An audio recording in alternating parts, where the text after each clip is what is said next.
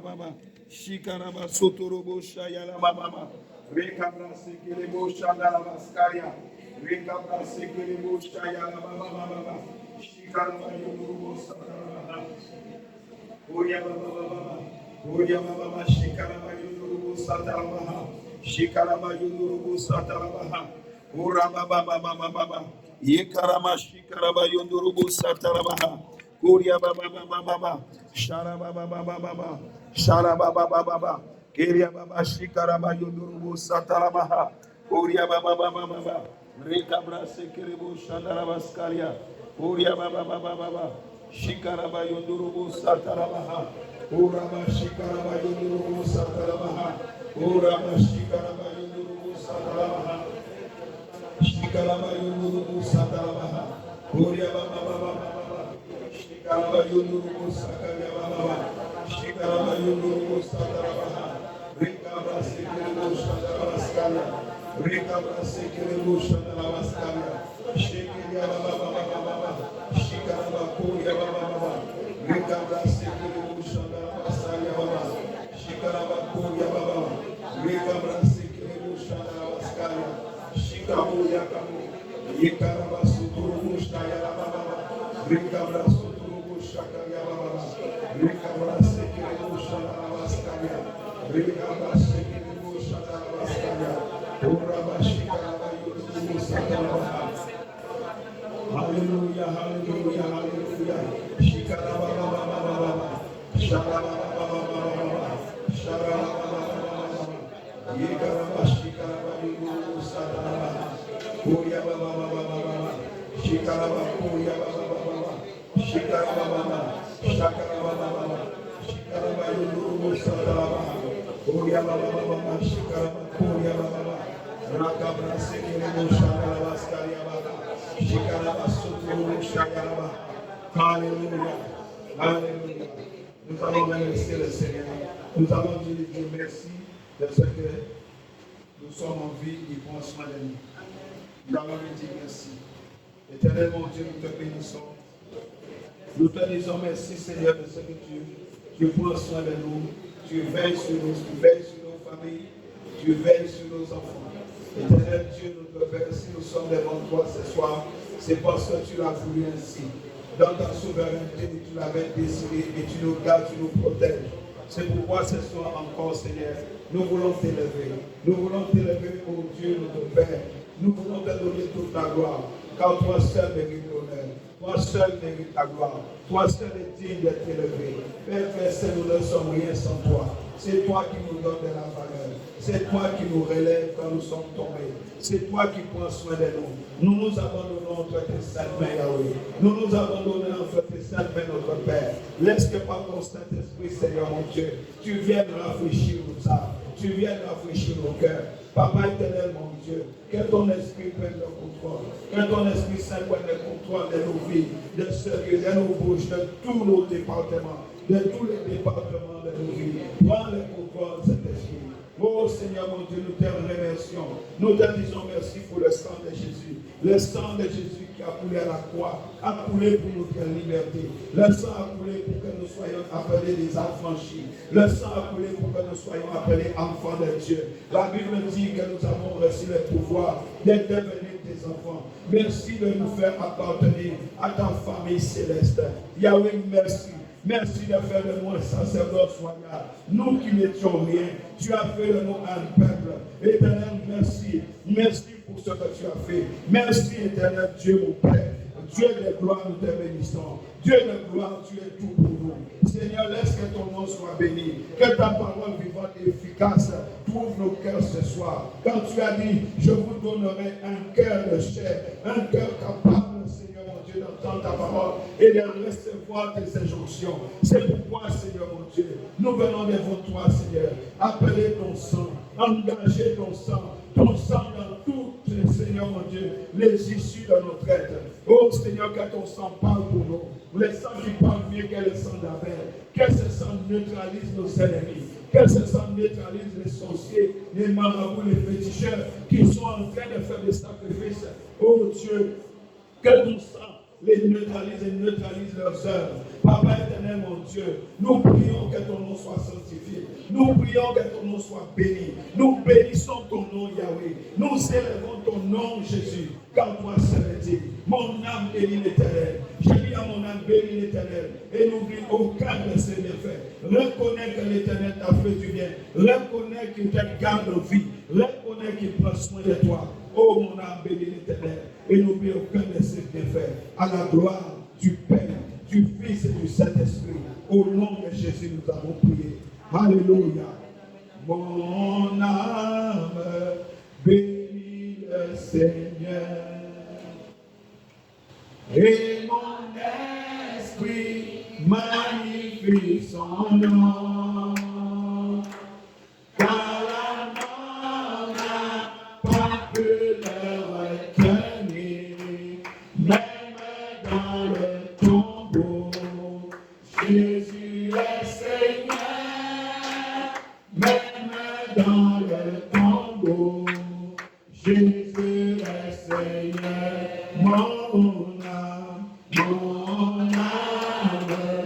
bénit le Seigneur. Et mon esprit magnifie son nom. Car la mort n'a pas pu le retenir. Même dans le tombeau, Jésus est Seigneur. Même dans le tombeau, Jésus est Seigneur. Je dis mon âme bénit le Seigneur. Et mon esprit magnifie son nom. Oh, car la mort n'a pas pu le retenir. Non, même dans le tombeau, Jésus est Seigneur. Même dans le tombeau, Jésus est Seigneur. Chantons mon âme bénit le Seigneur. Et mon esprit magnifie son nom. Car la mort n'a pas pu le retenir. Non, non, même dans le tombeau, Jésus est Seigneur. Je dis même dans le tombeau, Jésus est Seigneur. Proclamons-le même dans le tombeau, Jésus est Seigneur. Je le dis même dans le tombeau, Jésus est Seigneur. Quelqu'un dit Jésus est le Seigneur de ma vie. Dis encore Jésus est le Seigneur de ma vie. Et il le restera. Au nom de Jésus. Amen. Ouvre ta Bible dans Genèse 3, verset 7. Genèse 3, verset 7.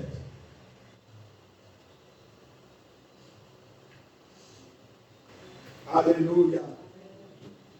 Alléluia. La Bible dit dans le livre de Genèse 3, verset 7, les yeux de l'un et de l'autre s'ouvrirent, ils connurent qu'ils étaient nus. Alléluia. Alléluia. Deutéronome 18, verset 9 à 14. Deutéronome 18, verset 9 à 14. Nous lisons pour la gloire de Dieu. Lorsque tu seras entré dans le pays que l'Éternel ton Dieu te donne, tu n'apprendras point à imiter les abominations de ces nations-là, qu'on ne trouve chez toi personne qui fasse passer son fils ou sa fille par le feu, personne qui exerce le métier de devin, d'astrologue, d'augure, de magicien, d'enchanteur, personne qui consulte ceux qui évoquent les esprits ou disent la bonne aventure, personne qui interroge les morts, car quiconque fait ces choses est en abomination à l'Éternel. Et c'est à cause de ces abominations que l'Éternel, ton Dieu, va chasser ces nations devant toi. Tu seras entièrement à l'Éternel, ton Dieu. Est-ce que nous pouvons lire ça?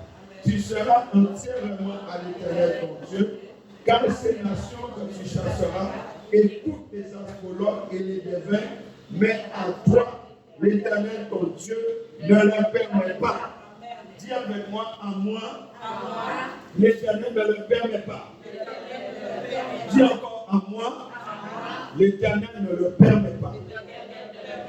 Nous allons incliner nos fonds de prière pour la parole. Éternel, mon Dieu, tu dis dans Hébreux 4:12 que ta parole est vivante et efficace. Elle est plus tranchante qu'une épée quelconque à deux tranchants, pénétrante jusqu'à partager âme, esprit, jointure et moelle. Elle juge les sentiments et les pensées du cœur. Nous prions ce soir qu'il en soit ainsi. Nous prions ce soir que ta parole qui est libérée en ce lieu trouve nos cœurs et que ta parole qui est l'épée à double tranchant, agisse dans nos vies, dans la profondeur, Seigneur. Non pas en surface, mais en profondeur pour la gloire de ton nom. Yahweh Adonai, tu dis dans Galates 5, verset 1, que c'est pour la liberté que Christ nous a affranchis. La Bible dit que là où est la parole, là aussi est la liberté. Là où est l'esprit, là aussi est la liberté. Car le Seigneur, c'est l'esprit. Nous déclarons la liberté de Jésus-Christ en ce lieu. Nous déclarons la liberté de Christ en ce lieu. Nous déclarons la liberté de Jésus-Christ en ce lieu. C'est pourquoi aussi éternel, selon ta parole qui dit de demeurer ferme. Nous prions que par ton esprit, tu nous aides à demeurer ferme dans ta parole. Car les temps sont difficiles. Tu as annoncé ces temps dans 2 Timothée 3, verset 1. Yahweh Adonai, tu nous as mis en garde. C'est pourquoi, Seigneur, ce soir, nous te demandons, Seigneur mon Dieu, de ne pas nous laisser nous mettre de nouveau sous le joug de la servitude, mais de les détruire dans nos vies, de les détruire dans nos vies par le sang. Éternel, couvre-nous, garde-nous, Seigneur. Ton Fils a dit, quand vous priez, dites notre Père qui est aux cieux, que ton nom soit sanctifié. Il a dit aussi de dire, Seigneur, garde-nous du mal. C'est pourquoi ce soir, nous reconnaissons que sans ta main puissante, sans ta grâce, nous ne sommes rien. Éternel, garde-nous, Seigneur mon Dieu. Garde-nous dans cette fin d'année. Garde-nous, Seigneur mon Dieu. Que nous puissions avoir les yeux rivés sur toi, Seigneur. Que nous ne nous laissions pas distraire, Seigneur mon Dieu, par tout ce que nous voyons autour de nous. Mais que nos yeux soient gardés fixés sur toi. Yahweh Adonai, telle est notre prière ce soir. Garde-nous, Seigneur mon Dieu. Garde-nous, Seigneur mon Dieu. Garde-nous en vie et en bonne santé, afin que nous puissions te louer, te glorifier. Au nom de Jésus, nous avons prié. Amen. Nous pouvons prendre place maintenant. Que Dieu vous bénisse. Que Dieu bénisse l'écoute de sa parole. Ce soir, le titre de l'enseignement, c'est un collier pour moindre tes yeux afin que tu vois. Nous avons tous besoin de ce collier. Bien-aimé, Dieu n'a pas créé Adam et Ève aveugles. Et pourtant, la Bible dit, les yeux de l'un et de l'autre s'ouvrirent, ils connurent qu'ils étaient nus. Leurs yeux se sont ouverts effectivement, mais selon la promesse du serpent. Non pas sous le royaume de la lumière ou le royaume de Dieu. Les fruits des larmes de la connaissance du bien et du mal, je l'ai dit, ne pouvaient leur procurer rien concernant le royaume de Dieu, parce que Dieu leur avait déjà tout donné. Ils étaient déjà dans le royaume. Leurs yeux se sont effectivement ouverts sur un monde spirituel qu'ils ne connaissaient pas. Alléluia. Les mondes spirituels des ténèbres. Ils s'y sont engagés et ont goûté à des expériences malheureuses. Quiconque s'engage sur ce territoire-là, dans ce territoire-là, connaîtra des expériences malheureuses dans sa vie. C'est de cela que Dieu voulait les préserver. Dieu voulait les préserver de cela. Dieu leur a dit de ne pas manger à cet arbre. Mais ils ont été quand même. Et cela a produit un désastre. Et toute l'humanité est passée par là. Nous avons lu Deutéronome 18, verset 9 à 14, bien aimé. La Bible parle de ce monde des ténèbres. Ce monde des ténèbres, c'est celui dans lequel s'engagent tous ceux qui consultent les voyants, qui pratiquent la sorcellerie, ou consultent les guérisseurs, ou ceux qui évoquent les morts, les magiciens, tous ceux qui vivent dans un état de rébellion contre Dieu, ceux qui cherchent du secours dans le royaume des ténèbres. En cette fin d'année, les gens vont consulter les astrologues, les gens vont regarder toutes sortes de pentacles, toutes sortes de choses pour savoir si l'année 2022 sera une bonne année. Mais l'année dernière, ils font la même chose et pourtant la situation a toujours été difficile. Nous regardons à la télé, nous voyons des médiums, nous voyons des astrologues, nous voyons des sorciers, nous voyons plein de choses qui se passent à la télé. Bien aimé, l'expérience de ces choses produit toujours un désastre dans notre vie. Dieu dit qu'on ne trouve pas chez toi des personnes qui fassent passer son fils ou sa fille par le feu.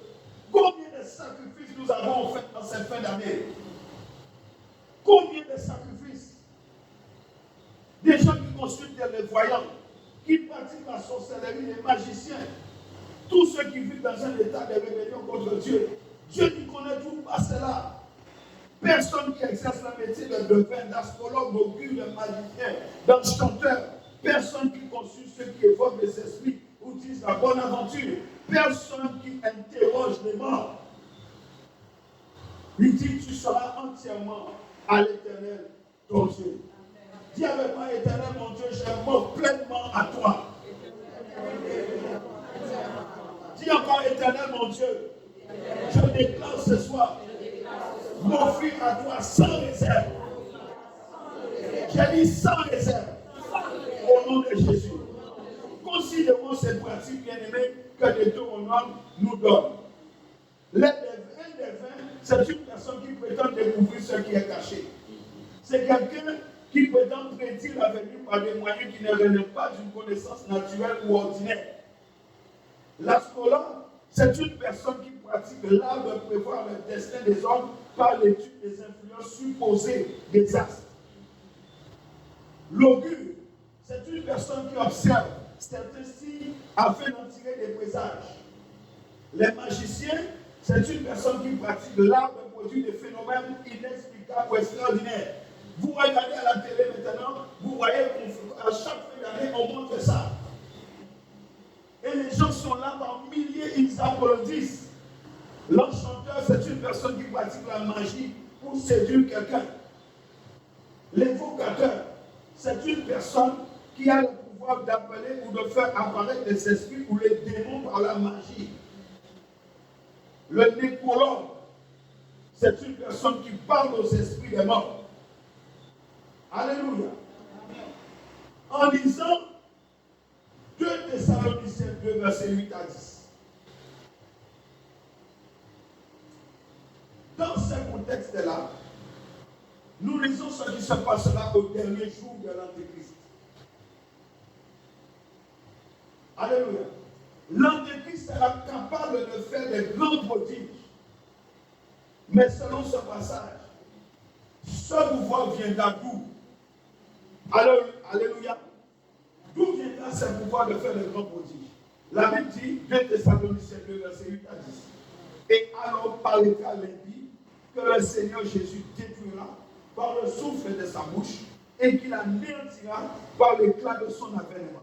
L'apparition de cet impie se fera, écoutez bien, par la puissance des Satans, avec toutes sortes de miracles, des signes et des prodiges mensongers, et avec toutes les séductions de l'iniquité pour ceux qui périssent, parce qu'ils n'ont pas reçu l'amour de la vérité pour être sauvés.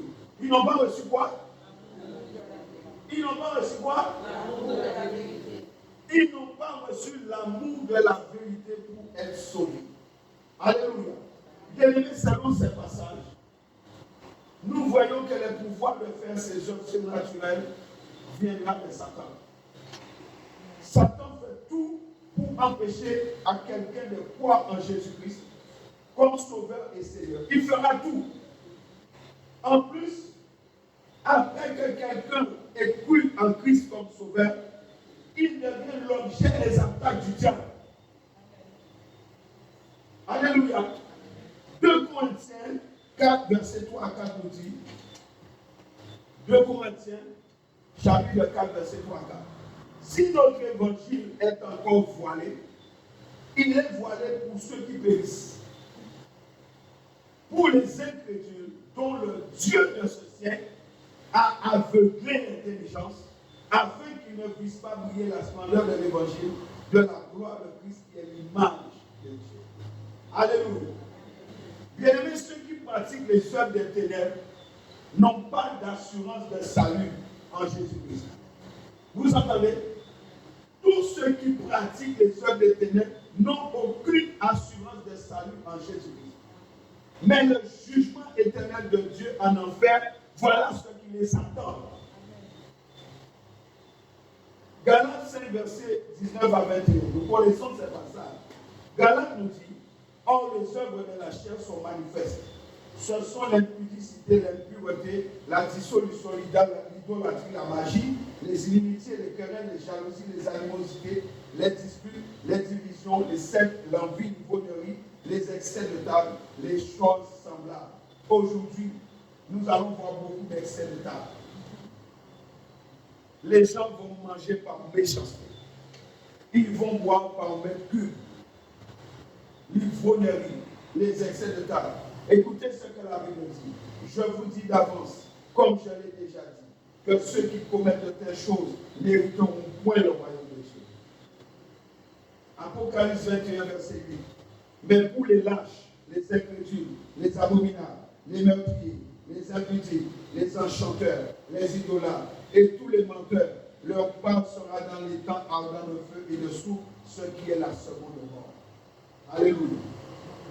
Alléluia. Je parle des œuvres des ténèbres. Jésus-Christ est venu pour détruire les œuvres du diable à travers sa mort.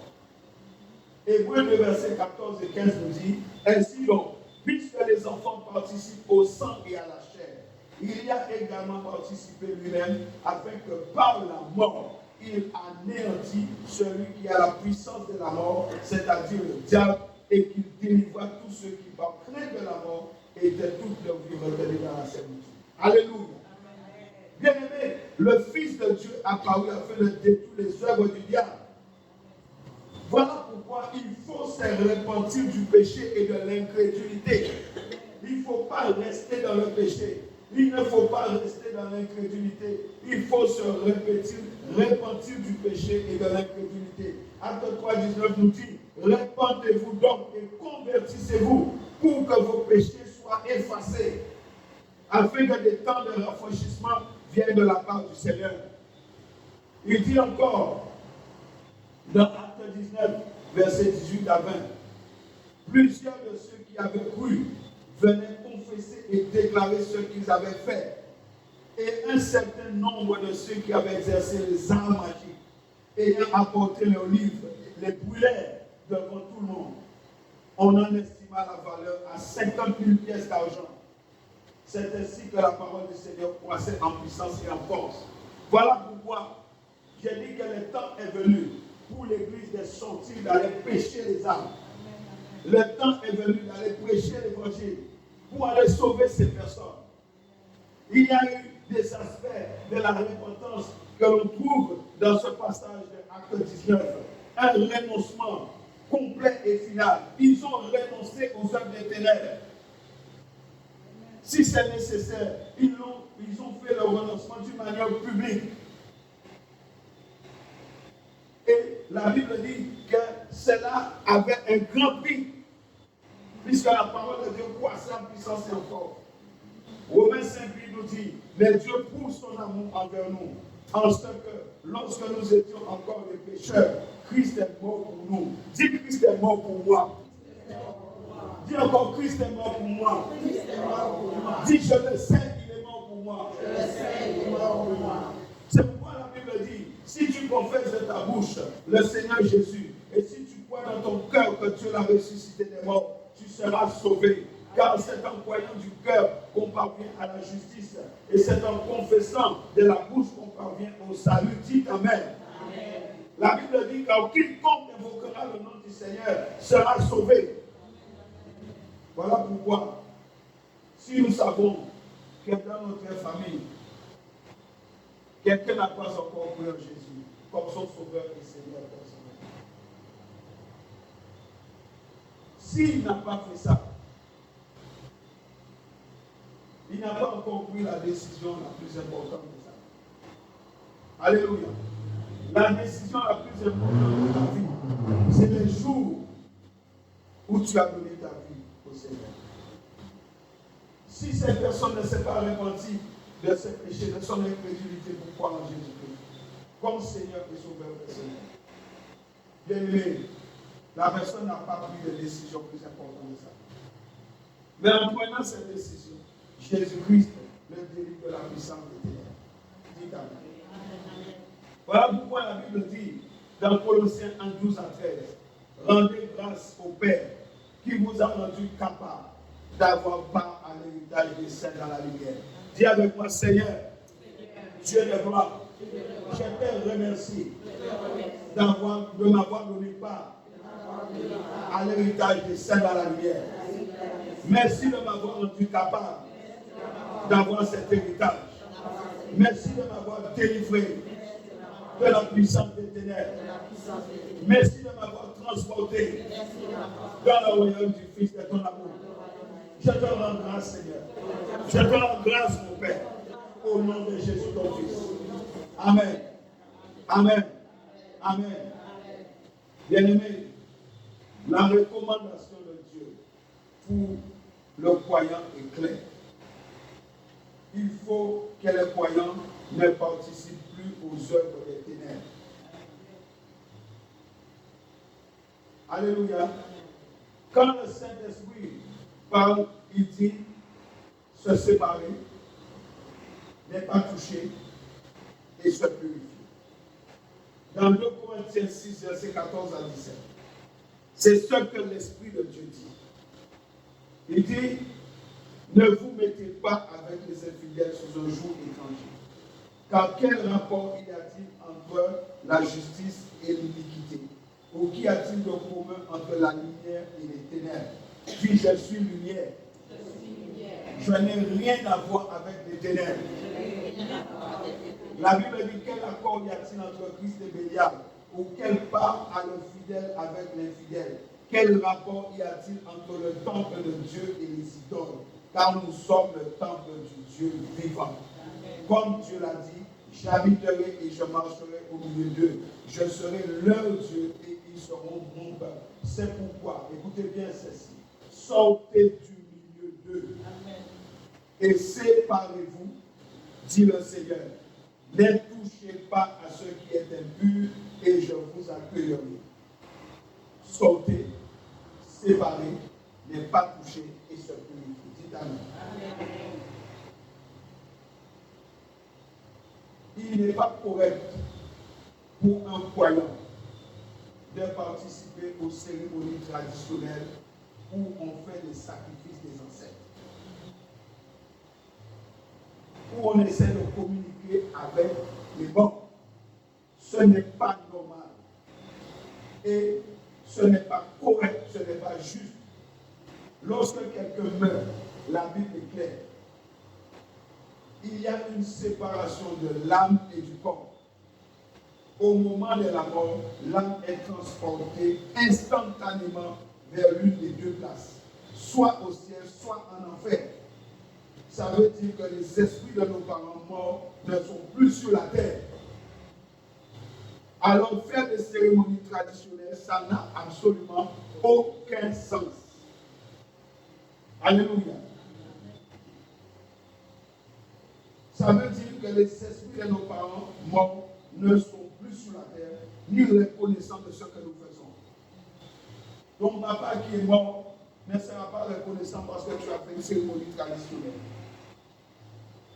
Ta maman qui est décédée ne te dira pas merci parce que tu as fait ça. Ça n'a aucun sens.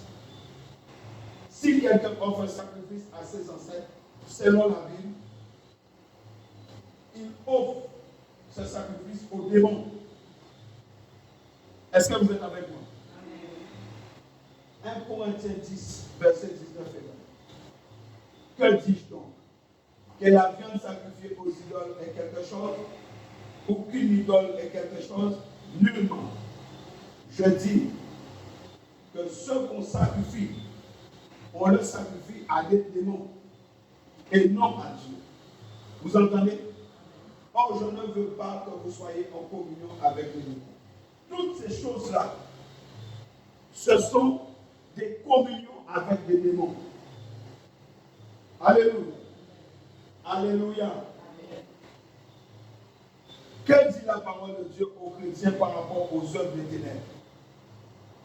La Bible nous dit dans Éphésiens 5, versets 7 à 8. N'ayez donc aucune part avec eux. Autrefois, vous étiez ténèbres. Et maintenant, vous êtes lumière dans le Seigneur. Marchez comme des enfants de lumière. Marchez comme des enfants avisés. Nous avons parlé d'Adam, mes amis.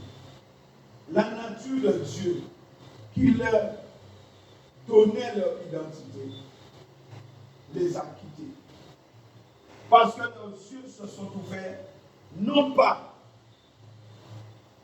pour les royaumes de Dieu et avec le royaume de Dieu, mais selon la promesse des Satan. Ils ont perdu l'identité de Dieu. Et cela en perdant sa nature.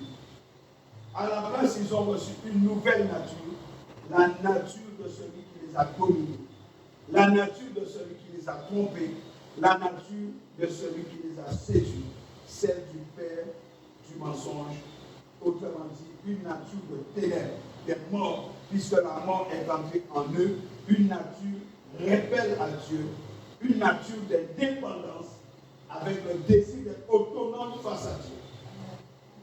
Le désir d'être semblable à Dieu selon la promesse du serpent. Et cette nouvelle nature leur a donné une nouvelle identité. Fils des ténèbres ou fils de la rébellion. Cette nouvelle identité leur a donné un nouveau nom. Car à chaque identité, un nom est attaché. Ça, vous devez le savoir.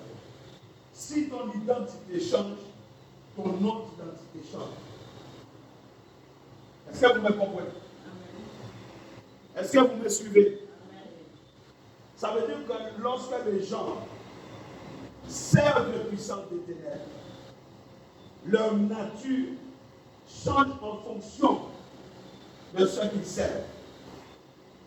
C'est pourquoi Dieu dit, je vous ferai comme vous avez fait. Et vous êtes comme votre père.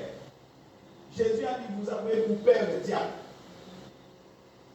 Il révèle la nature de leur père. Faites attention, bien-aimés. Ne persistez pas dans le mal.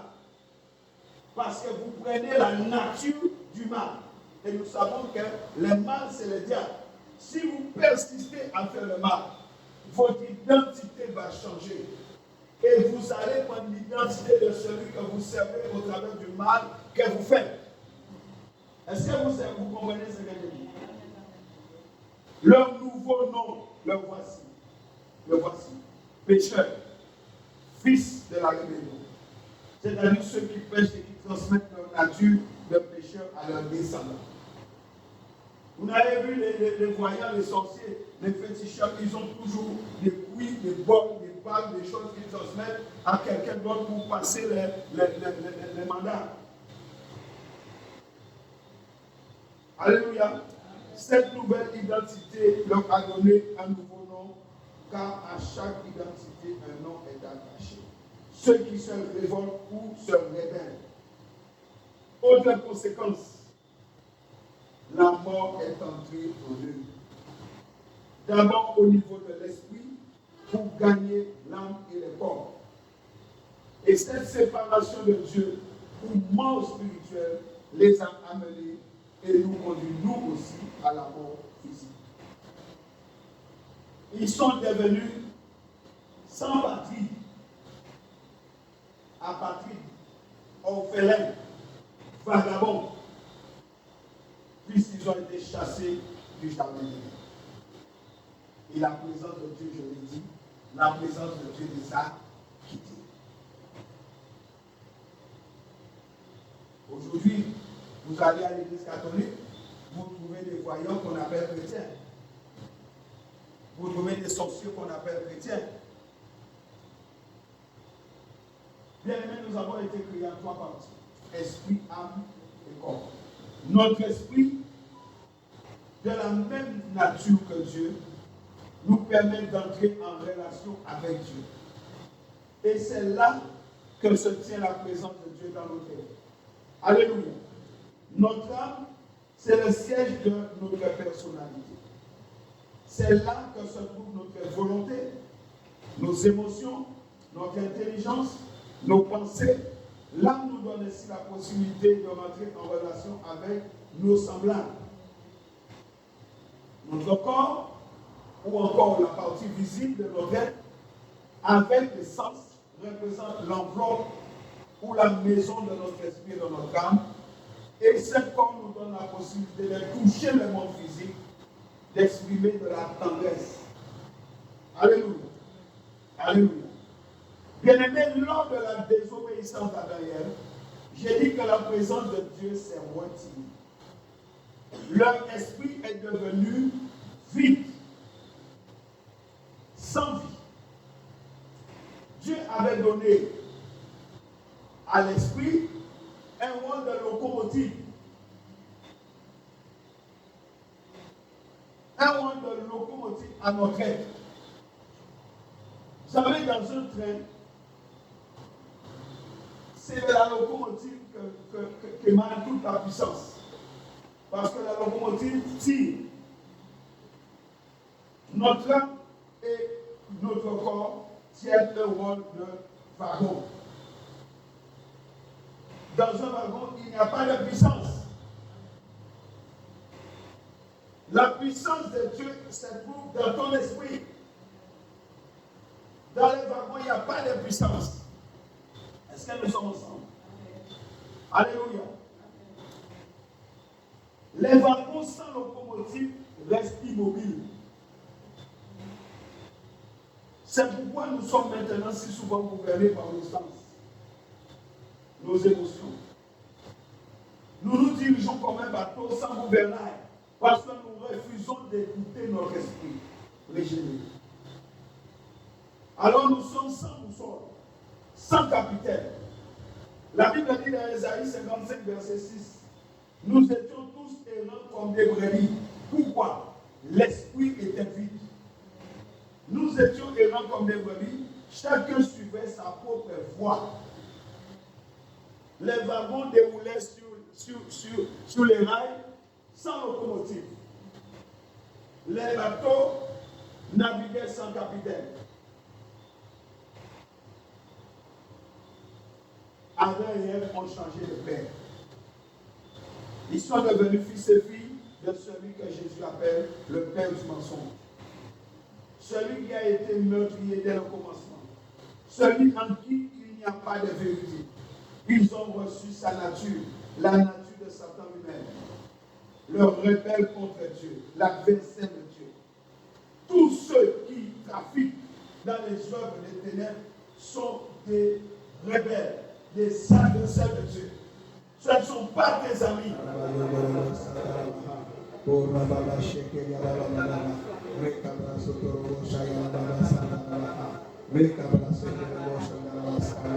Alléluia. Bien-aimés, c'est la situation dans laquelle je disais, nous naissons tous. Nous sommes tous nés dans cette situation. Adam et Ève n'avaient plus la possibilité de transmettre à leurs descendants que leur ressemblance et leur image, à savoir leur nouvelle nature déchue, et non plus celle de Dieu. Celle que Dieu leur avait donnée, c'est-à-dire son image et sa ressemblance. Dieu a dit, faisons l'homme à notre image et selon notre ressemblance. Mais quand ils ont eu les yeux ouverts par le diable, ils ont eu les yeux ouverts aux ténèbres, à la rébellion. Et cela les a amenés à perdre leur identité. Ils ont pris la nature de celui qui les a séduits, la nature de celui qui les a dominés. Et ils ont transmis cette nature. C'est exactement ce que le diable avait en tête. C'est exactement ce qui s'est passé. C'est pourquoi Jésus dit aux pharisiens, vous avez pour père le diable. C'est également vrai lorsque nous sommes nés.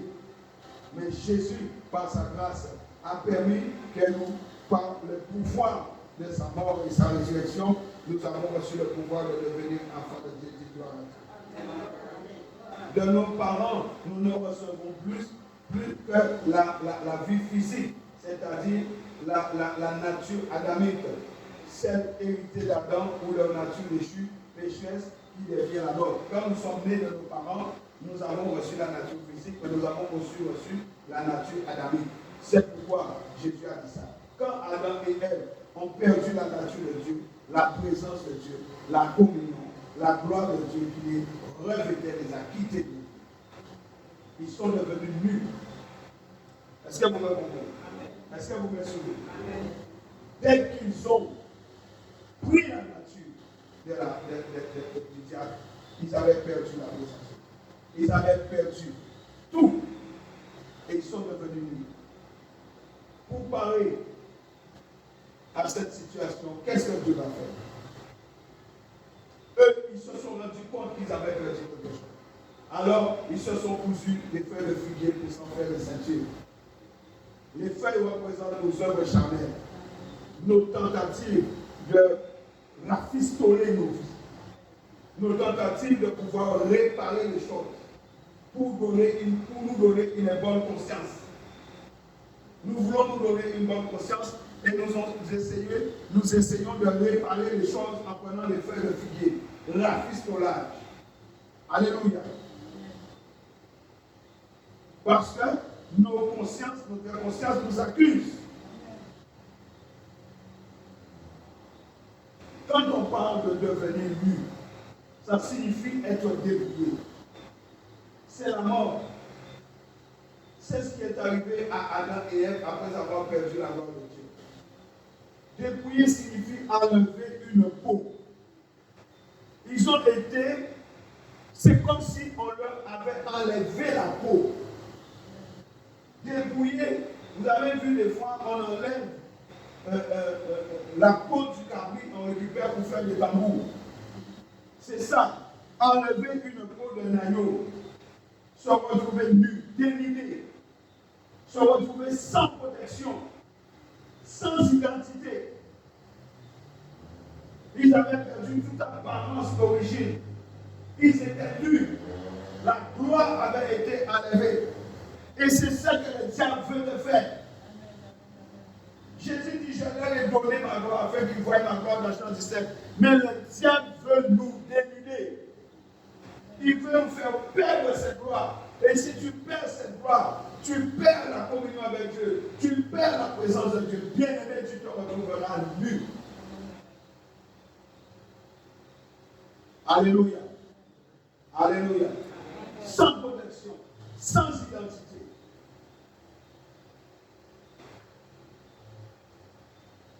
La Bible dit, 1 Samuel 15, 22. L'Éternel te dépouille de la royauté et la donne à un autre. Et privé des directives de Dieu. Qu'est-ce qui va arriver à Saül? Saül va mourir. Alléluia. Privé des directives de Dieu, Saül va mourir.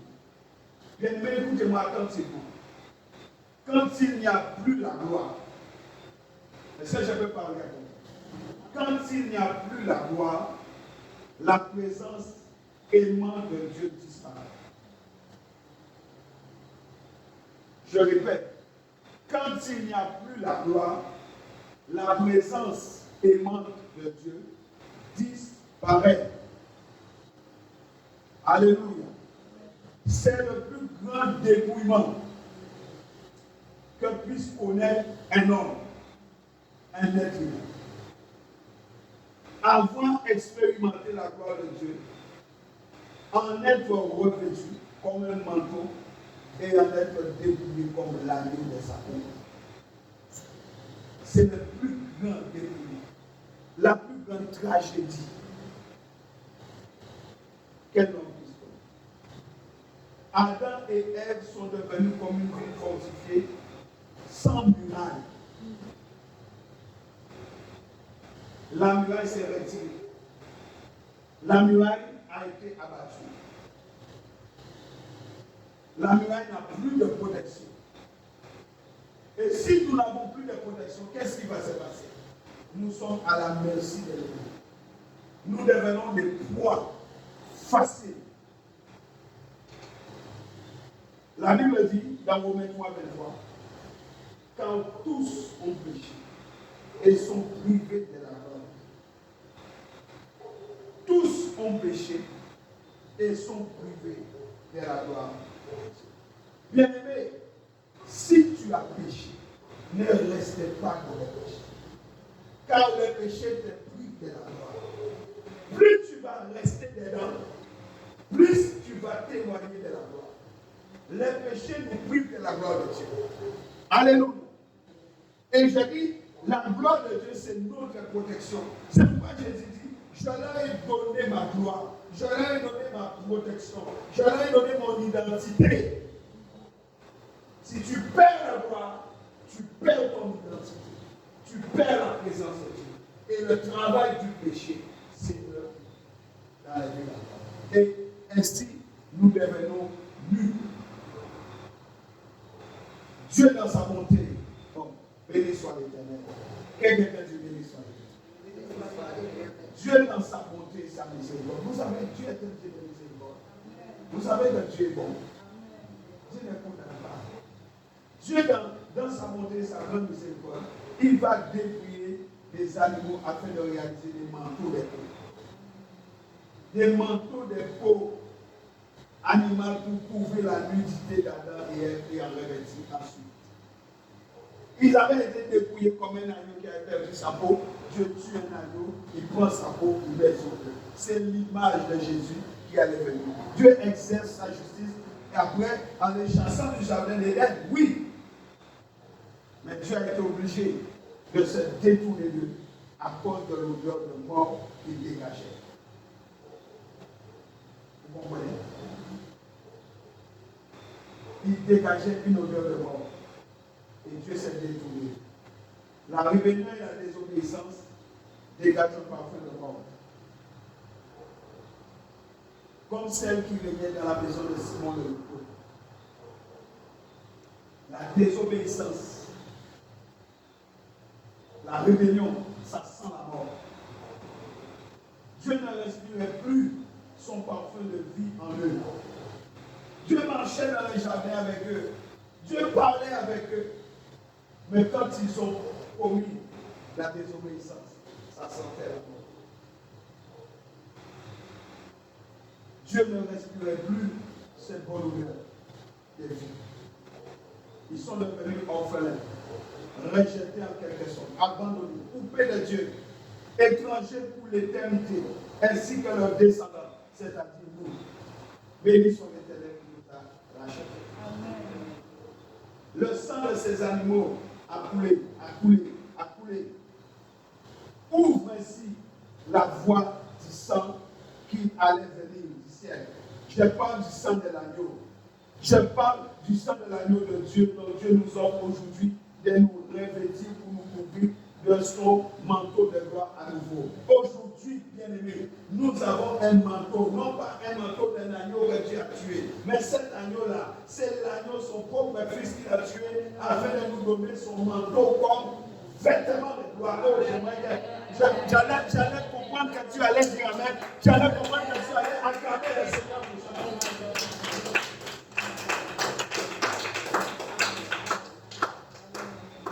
Est-ce que vous suivez la révélation de la parole de Dieu?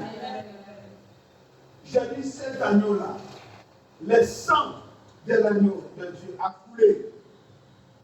Et Dieu nous offre aujourd'hui de nous revêtir de ce sang comme un manteau. Un manteau, pas n'importe quel manteau. Un manteau de gloire. Dis, j'ai un manteau de gloire. Dis, le sang de Jésus me couvre. Comme un manteau. Pas n'importe quel manteau. Un manteau de gloire. Il a tué des agneaux pour leur faire un manteau pour cacher notre nudité. Mais aujourd'hui, notre nudité est cachée par un manteau de gloire.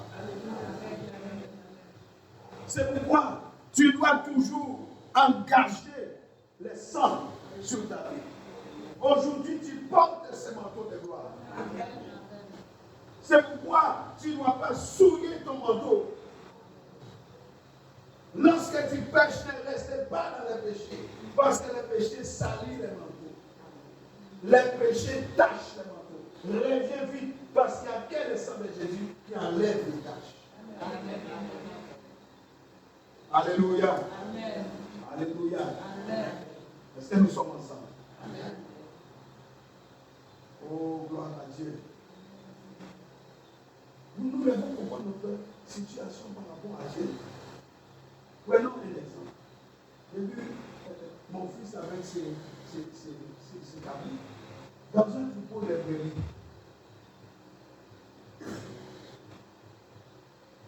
À un moment donné, il peut arriver qu'une mère se retrouve sans agneau après la mort de son petit. Ou bien une maman rejette son petit et l'animal se retrouve orphelin. Mais on ne va pas regarder là comme ça et dire, ah, la maman l'a rejeté, on regarde, oui. Non, on essaie de tout faire pour sauver ce petit, oui ou non? Parce que si on l'abandonne, il va mourir.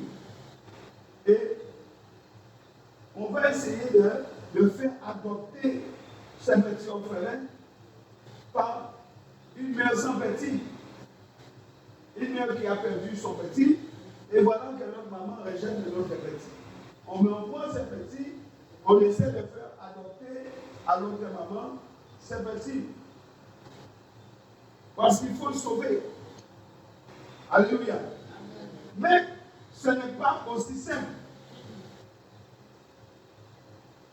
La mère refuse d'allaiter cet orphelin. Elle a fait un petit, le petit est mort. Donc elle a du lait.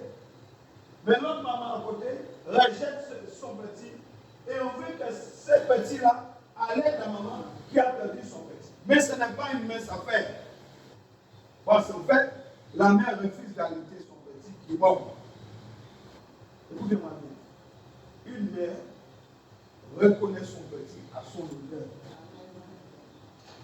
J'ai vu de mes yeux. La maman reconnaît son petit à son odeur. Et la maman refuse tout parfum qui n'est pas celui de son petit. Suivez-moi bien la révélation. La maman refuse tout parfum qui n'est pas l'odeur, le parfum de son petit. Et c'est là que nous devons comprendre.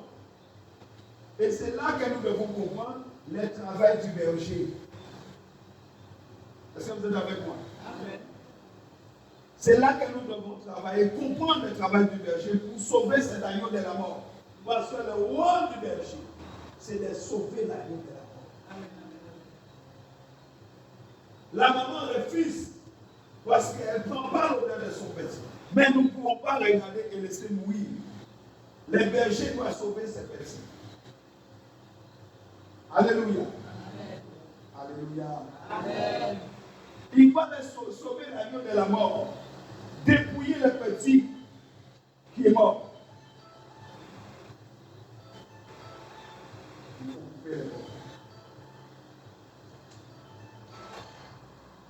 Il faut sauver ce petit agneau de la mort, dépouiller le petit qui est mort. Vous comprenez le problème? La maman qui a perdu son petit a du lait. Mais elle a perdu son petit. L'autre maman rejette son petit. Il faut sauver ce petit-là. Mais il faut faire en sorte que la maman qui a perdu son petit qui est mort donne du lait. Mais elle va sentir, elle reconnaît l'odeur de son fils. Mais il faut qu'elle sente l'odeur de son fils. Donc il faut dépouiller le fils, celui qui est mort, son petit qui est mort. Il faut le dépouiller de sa peau. Alléluia.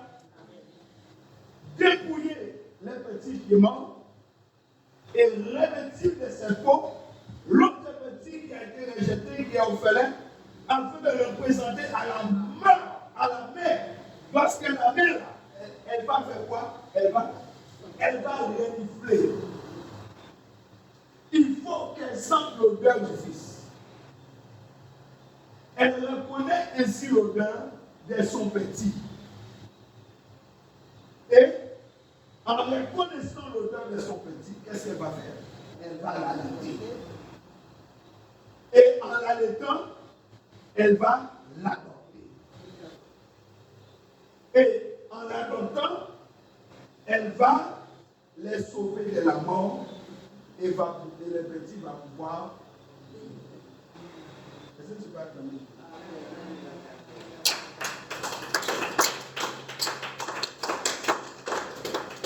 Quelle leçon pour nous? Bien-aimés, nous aussi, nous sommes devenus orphelins.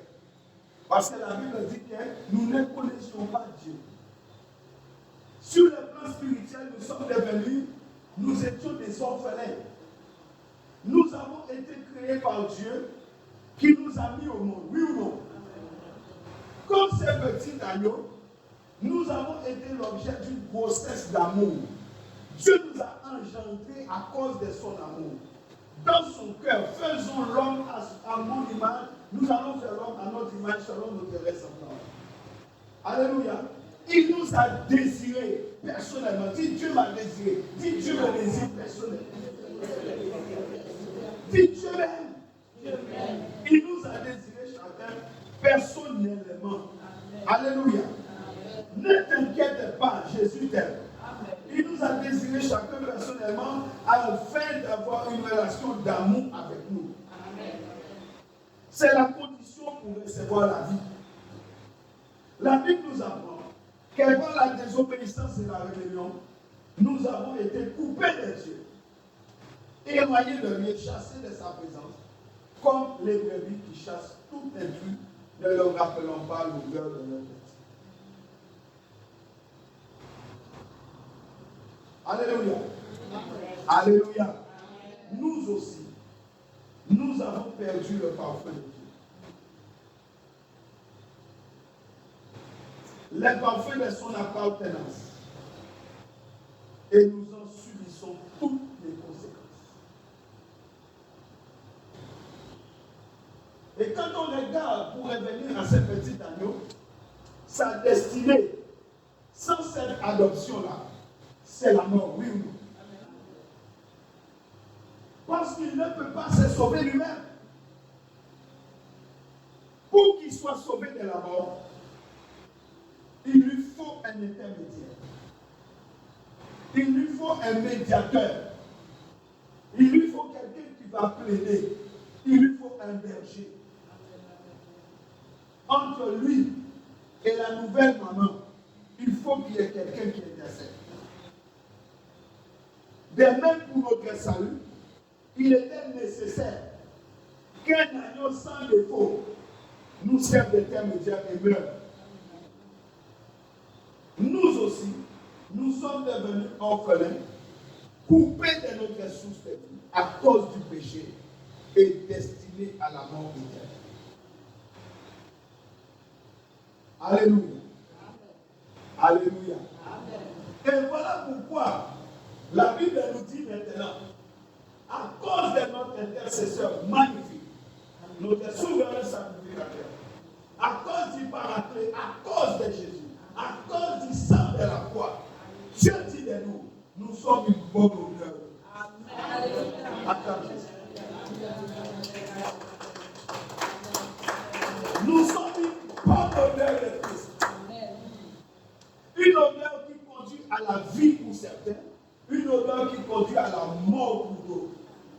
Et là, longtemps je me demandais, mais quel était le sens de cette parole? Nous sommes une odeur de vie qui mène à la vie pour certains, une odeur de mort qui mène à la mort. Tout simplement, parce que quand l'ennemi te poursuit, toi tu vas, la seule chose que tu vas faire, c'est aller te réfugier dans les bras de ton Père. Alléluia. La parole, c'est ta mère. Dieu est ton Père. C'est lui qui nous protège. Somme 41. La seule chose que nous devons faire, c'est nous réfugier dans les bras de notre Père. Notre père, qu'est-ce qu'il fait? Il renifle. Il dit, ah, je sens une bonne odeur. L'odeur de mon fils. L'étoile. Il sent l'odeur. T'es qui, toi? Et quand il sent l'odeur de son fils, il te met à côté. Derrière lui. Et l'odeur là, il ne connaît pas. Est-ce que tu comprends ce qui va se passer?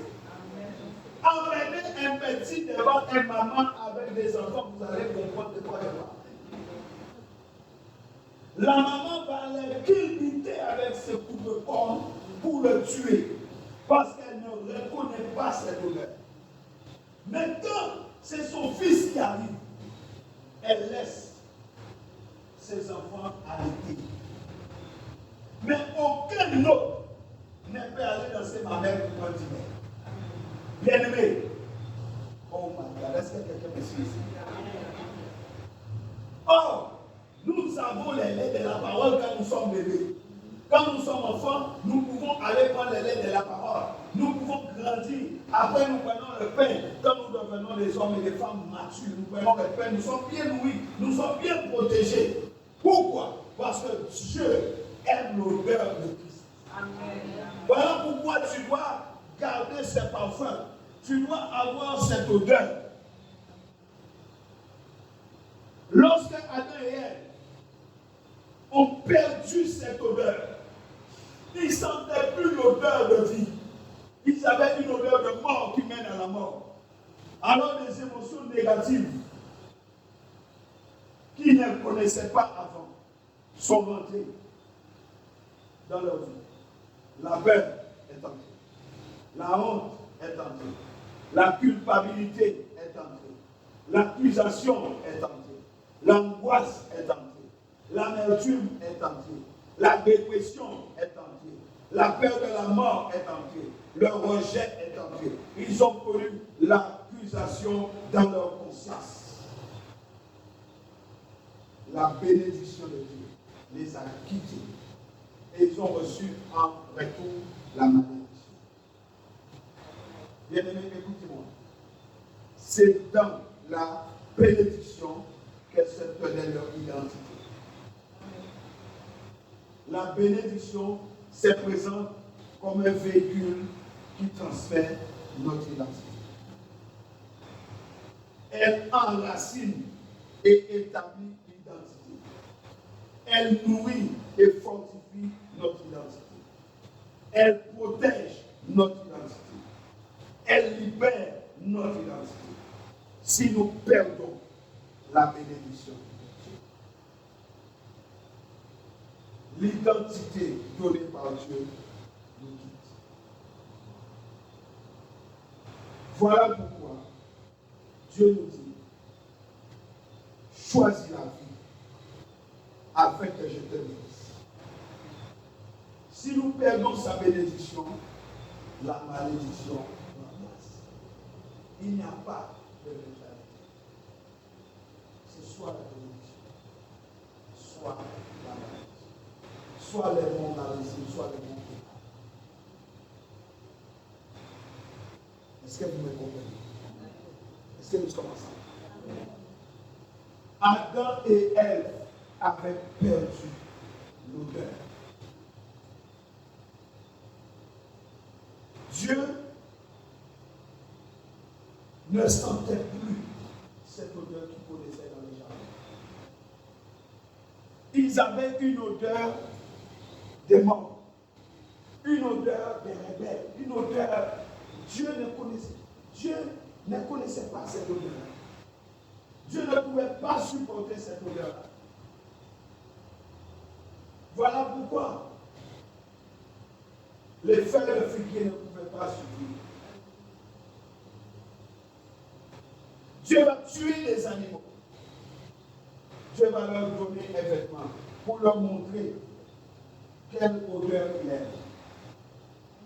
Et nous pouvons aller plus loin. Voilà pourquoi Dieu ne pouvait accepter l'offrande de Caïn. Mais Dieu a agréé Caïn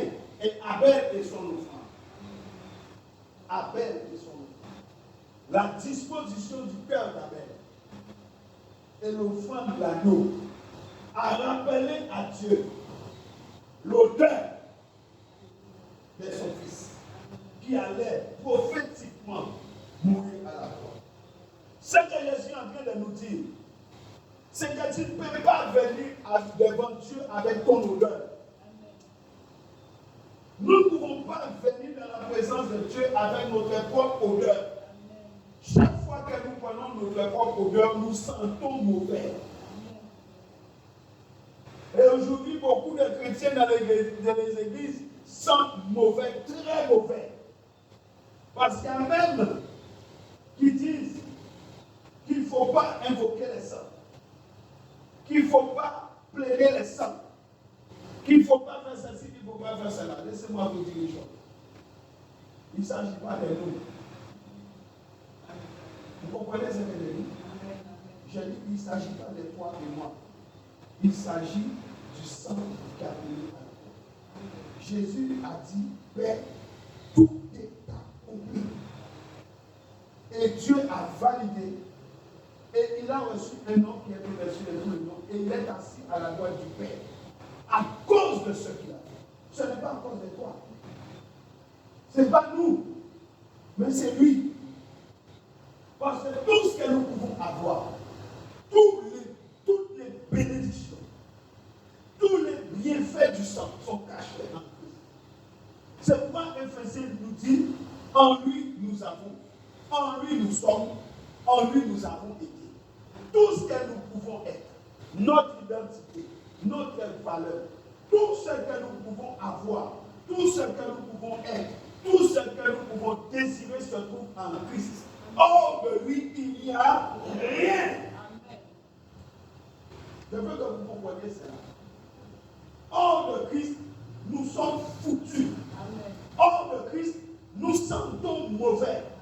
Sans le sang qui a coulé à la croix, nous n'avons pas de revêtement, nous sommes nus. Ça veut dire que toutes les personnes qui rejettent le sang sont totalement nues. Ils ont pris leur propre vêtement, leur feuille de figuier, et ils sentent mauvais dans les narines de Dieu. Et ça, c'est une odeur de mort qui mène à la mort. Bien-aimé, je suis en train de te dire que tu dois reconsidérer la place du sang de Jésus dans ta vie. Parce que le sang de Jésus a coulé à la croix pour que tu sois béni. Et avec la bénédiction, l'identité, ta valeur, tout.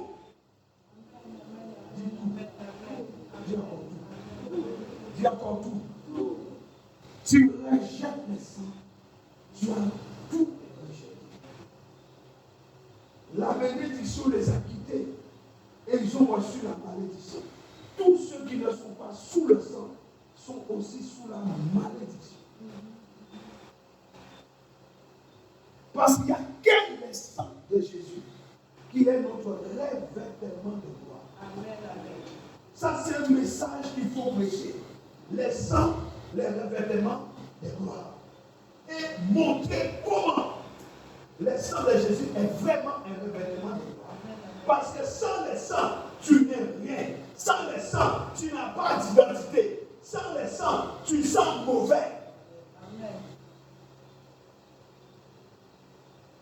Notre histoire commence avec le sang.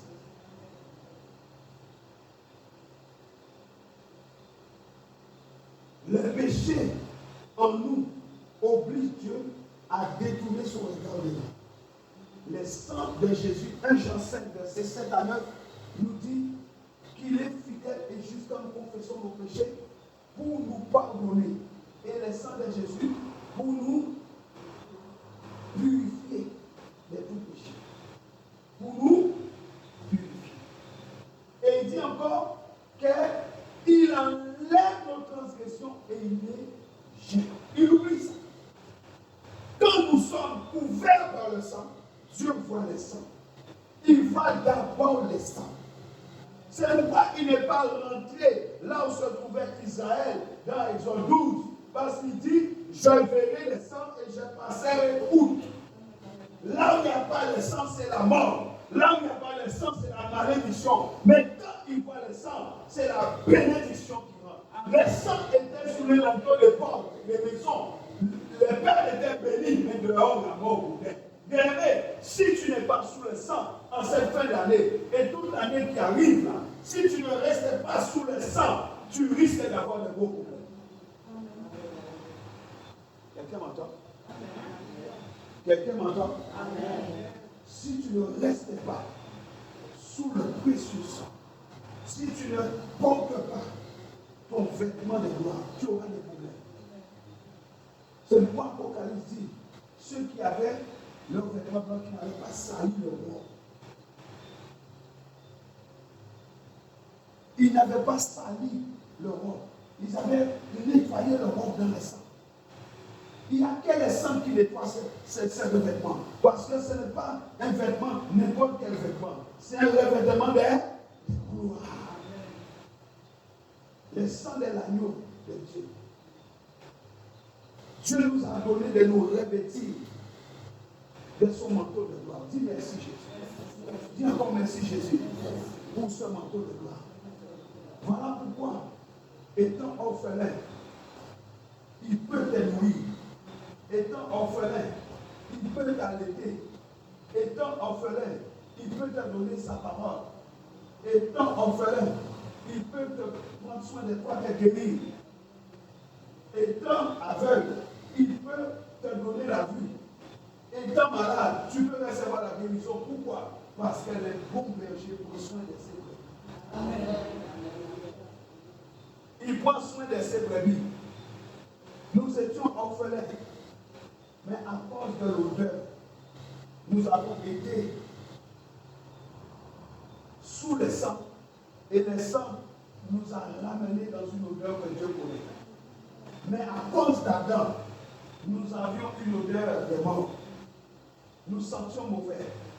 Mais le sang de Jésus est venu nous purifier. Et aujourd'hui, à cause de l'odeur que nous portons, nous sommes reconnus comme étant des enfants de Dieu. Les enfants de la maison, concitoyens des saints. Parce que la Bible dit quoi? Qu'est-ce que la Bible nous dit? Nous avons reçu le pouvoir de devenir enfants de Dieu.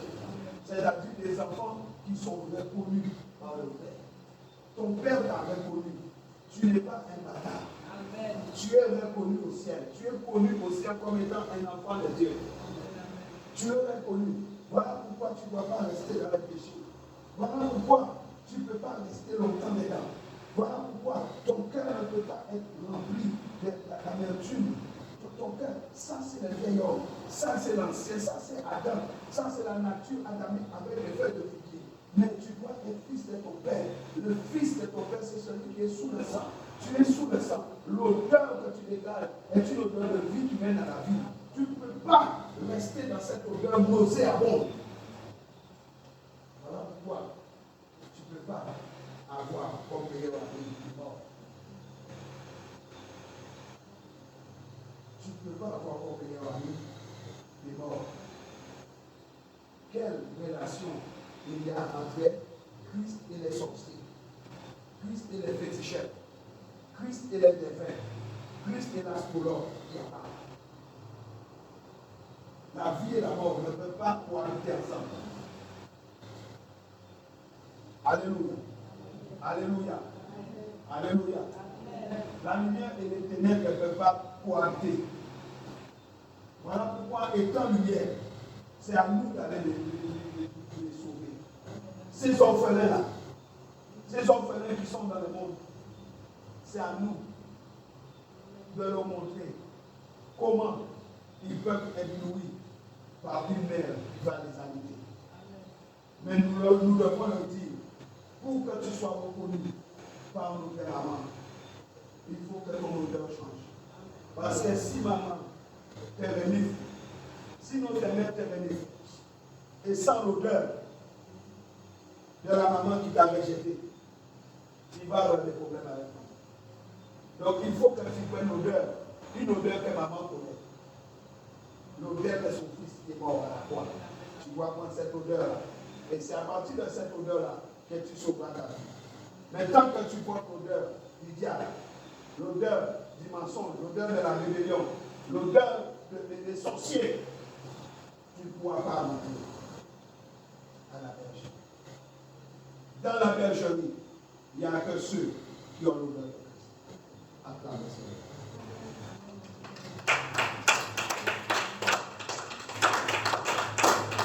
Acclame Jésus très fort.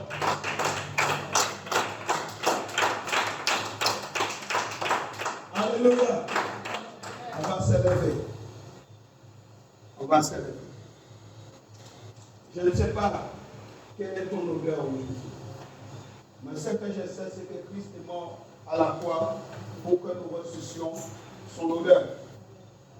Mais je sais que le monde, les circonstances, les diables, essaient toujours de nous donner son odeur. Il nous presse à gauche, à droite. Il attaque nos familles. Il attaque nos enfants. Il attaque nos foyers pour nous pousser à bout, afin que nous portions son odeur. Mais Christ est mort pour que nous ayons l'odeur de la vie. Le diable fait tout son possible pour te mettre à nu, pour nous mettre à nu. Mais Jésus est mort pour que nous soyons revêtus du manteau des gloires. Alléluia. Voilà pourquoi ce soir, nous allons faire cette prière. La Bible dit que le sang de Jésus, c'est le sang de l'expiation. L'expiation, c'est ça. Expier, ça veut dire enlever, faire partie. Puisque nous ne savons pas ce qui est caché au fond de notre cœur, que seul le Saint-Esprit connaît, nous allons demander pardon à Dieu et nous allons invoquer le sang de Jésus pour faire l'expiation de tout ce qui est caché au fond de nous qui salissent, ces choses qui salissent les vêtements. Tu peux être là en disant non, tout va bien, mais il y a au fond de toi quelque chose que seul le Saint-Esprit peut te révéler qui ternit ton vêtement.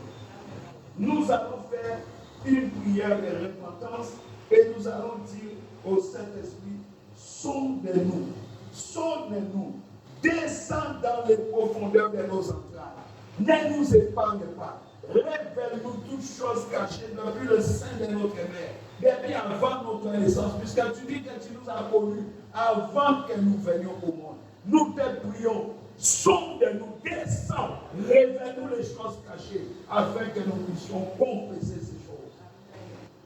Et nous allons invoquer le sang de Jésus.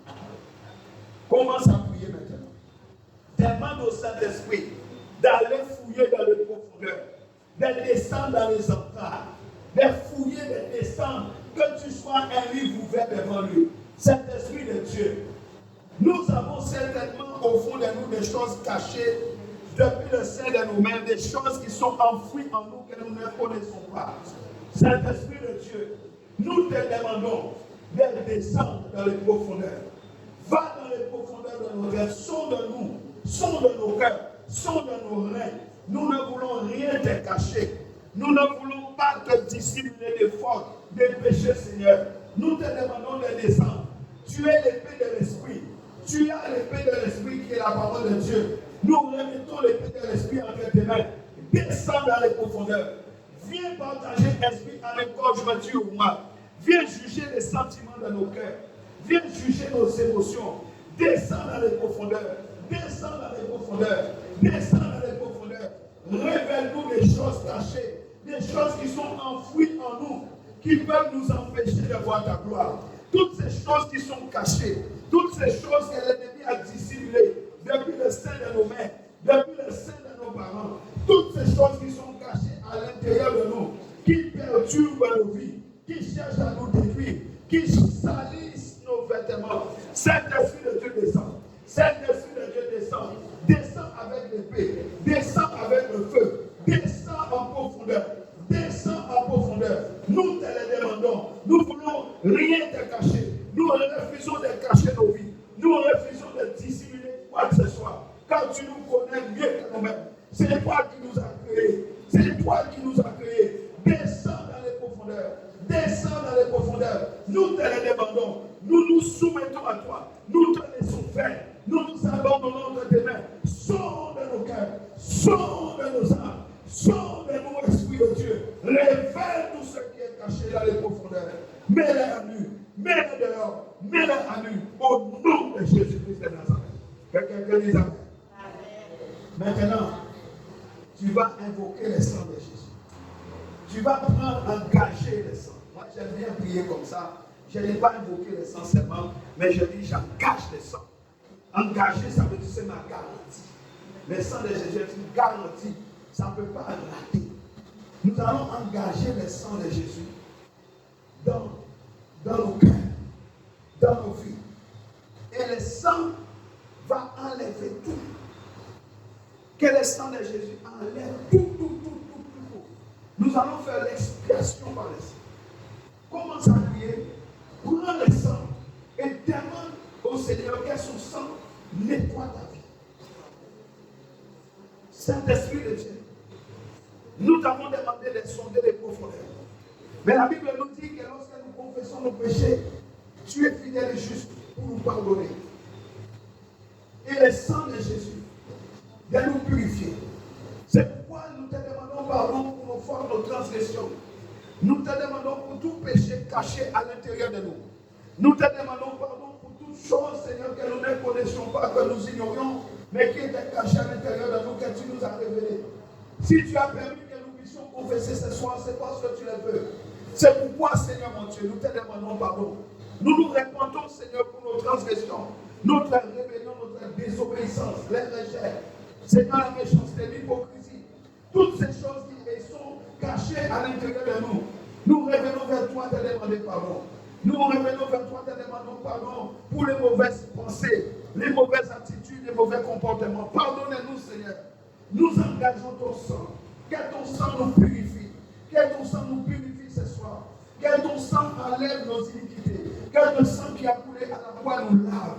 Que le sang fasse l'expiation. Seigneur, que ton sang fasse l'expiation. Seigneur, que ton sang nous libère. Seigneur, que ton sang parle pour nous. La Bible dit que ton sang parle bien que le sang d'Abel. Nous engageons ton sang sur nos vies. Nous engageons ton sang dans tous les coins et les recoins de nos vies sans rien oublier. Seigneur, que ton sang n'oublie rien. Que ton sang chasse l'iniquité. Que ton sang fasse l'expiation de nos offenses, de nos péchés, de nos manquements, de nos incrédulités, de notre ignorance. Que ton sang travaille en profondeur. Sang de Jésus, lave-nous. Sang de Jésus, purifie-nous. Sang de Jésus, nettoie toute tâche dans nos vies. Enlève les tâches, enlève la souillure, enlève nos faiblesses, enlève tout ce qui peut nous priver de ta gloire. Enlève toute malédiction proclamée, auto-proclamée, écrite. Enlève cela, brise cela au nom de Jésus. Nous engageons le sang. Nous engageons le sang. Nous engageons le sang qui a coulé à la croix, le sang terrible de Jésus, le sang puissant de Jésus. Nous appelons le sang, nous libérons la puissance du sang de Jésus dans tous les recoins de nos vies, au nom de Jésus, dans tous les départements de nos vies. Le sang de Jésus sillonne, le sang de Jésus circule comme un torrent, nous engageons le sang, comme un fleuve de vie, nous engageons le sang, au nom de Jésus. Sang de Jésus coule, sang de Jésus purifie, sang de Jésus couvre-nous. C'est le sang qui nous libère, c'est le sang de la protection, c'est le sang de notre sécurité. Tout ce qui a été fait, tout ce qui a été dit, tout ce qui a été proclamé de mal, nous brisons cela par le sang. Nous engageons le sang contre les sorciers, contre les féticheurs, contre les augures, contre les astrologues, contre le monde des ténèbres, tous ceux qui militent contre nous, qui font des sacrifices dans les ténèbres contre nous. Nous engageons le sang contre eux. Nous engageons le sang contre eux. Ils ne peuvent rien. Nous les neutralisons par le sang. Nous les neutralisons par le sang. Nous les neutralisons par le sang. Ils peuvent faire, mais cela ne marchera pas. Cela ne marchera pas. Cela ne marchera pas. À cause du sang de l'agneau, à cause du sang précieux de Jésus, nous neutralisons toute parole. Nous neutralisons toute procédé technique satanique. Nous les détruisons par le sang. Nous libérons le sang comme un fleuve qui engloutit toute puissance des ténèbres et leurs influences négatives dans nos vies. Au nom de Jésus. Alléluia. Alléluia. Maintenant, nous allons prendre ce sang. Nous allons nous couvrir complètement des manteaux de ces manteaux de gloire. Vois le sang comme un manteau de gloire. Ne vois pas le sang comme le sang, comme quelque chose comme ça. C'est un manteau. Jésus, Dieu nous a donné le sang de son Fils comme un vêtement pour cacher notre nudité. C'est un manteau de gloire. Nous sommes appelés des porteurs de la gloire de Dieu. Jésus dit lui-même, je leur ai donné ma gloire. Il est allé à la croix mourir. Les gens ont pris les manteaux de Jésus, les manteaux physiques. Ils étaient en train de se battre. Ma soeur, ils étaient en train de se battre avec les manteaux physiques. Mais ce qu'ils ne pouvaient pas obtenir, c'était les manteaux spirituels de gloire. Parce que ces manteaux spirituels de gloire nous étaient destinés. Mais au pied de la croix, ils étaient en train de déchirer. Qui va prendre les morceaux? Toi, je t'ai donné un morceau. Toi, je t'ai donné un morceau. C'est pourquoi Jésus a dit, si quelqu'un prend votre manteau, laissez-le prendre le manteau. Parce qu'il y a un manteau que personne ne peut retirer. Je parle du manteau de gloire. Personne ne peut le prendre.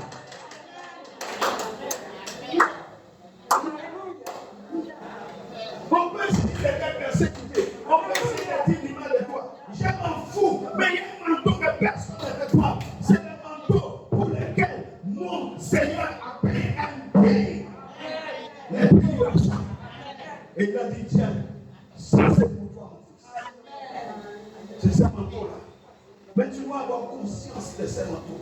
Parce que de là dépend ton identité. Ton identité est attachée au manteau. Parce que le manteau est personnel. C'est un manteau qui a été taillé sur mesure.